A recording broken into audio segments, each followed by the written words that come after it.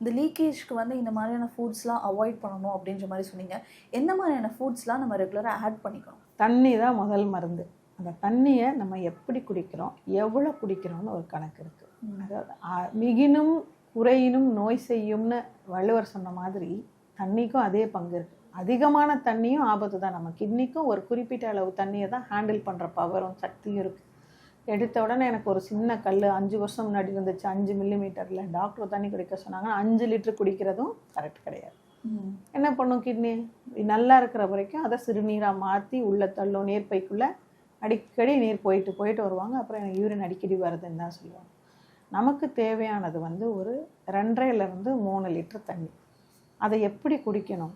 அதாவது நமக்கு 2.5 litre urine வரணும். ஒரு 1/2 லிட்டர் வந்து நம்ம சுவாசத்தில் நம்ம வேர்வையிலெல்லாம் வேற போகும். இதுக்கு ஈடு செய்கிற மாதிரி 3 லிட்டர் நம்ம குடித்தோன்னா 2.5 லிட்டர் யூரின் வரப்போகுது.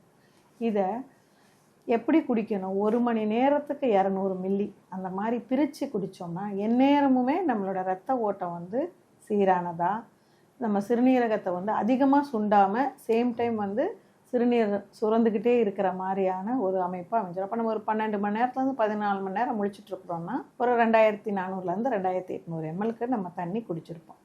இதுதான் கரெக்டான முறை. சில சமயங்களில் இந்த நான் சொன்னேன் இல்லையா, இந்த அவசரமான சிறுநீர் கசிவு உடைய நோயாளிகளுக்கு நம்ம வந்து கொஞ்சம் தண்ணீரை வந்து ரெஸ்ட்ரிக்ட் பண்ணணும்.